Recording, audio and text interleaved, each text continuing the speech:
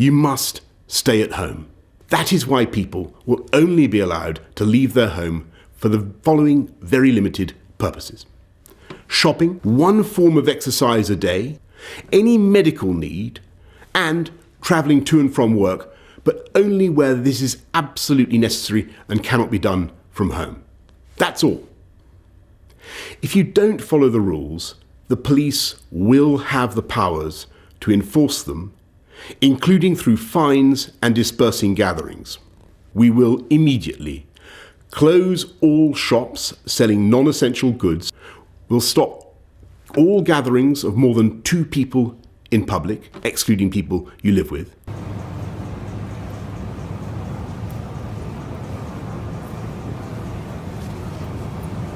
That we will next week open a new hospital, a temporary hospital, the NHS Nightingale Hospital, at the Excel Centre in London.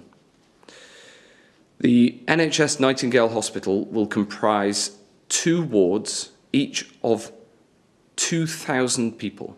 I come in, and this is the size of the hall. 2 morgues.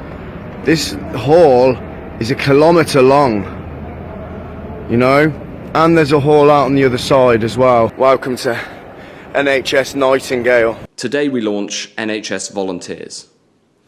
We're seeking 250,000 volunteers so that people can come and help, and to make sure that the NHS and the local services that are needed get all the support that they can.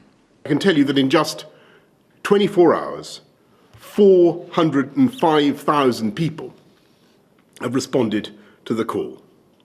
We've got some breaking news to bring you, and it's to do with the Prince of Wales. He has tested positive for coronavirus. He has been displaying mild symptoms, but otherwise remained in good health.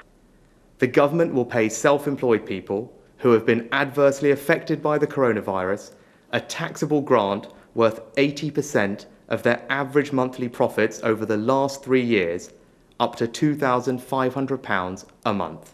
And what the government's trying to do is really encourage businesses to keep trading through this difficult period and remove that fear of prosecution from company directors who are keeping their businesses going.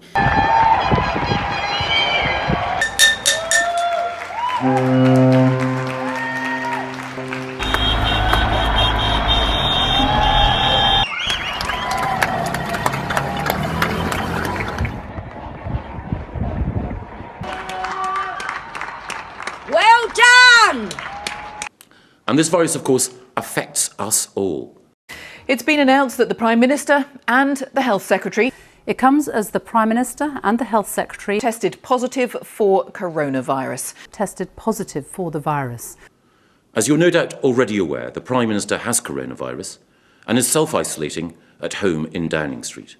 I've developed mild symptom. I've taken a test that has come out positive. Be in no doubt that I can continue, thanks to the wizardry of modern technology, to communicate with all my top team to lead the national fight back against coronavirus. When I say, how are you feeling?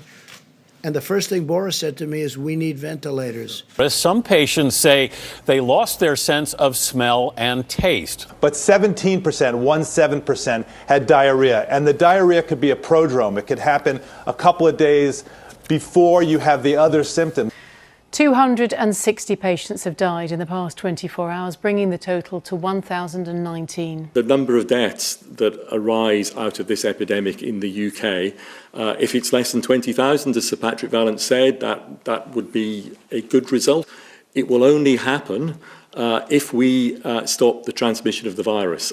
So at the moment, I'm confident the capacity is there. We have not reached capacity, and I'm also confident that capacity is expanding, particularly in London, so that we keep ahead of increase in patient numbers. The number of tests to 10,000 a day. We're going to move to get that up to 25,000 a day.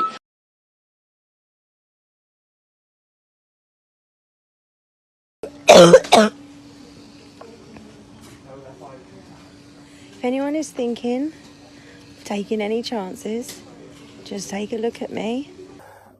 It starts with a cough, a very dry cough, and if you're like me, it'll make your throat sore. you start to feel generally crappy, and then you'll find your lungs will tighten. Monday, our mum got taken to hospital. Now it's Thursday, and she's gone.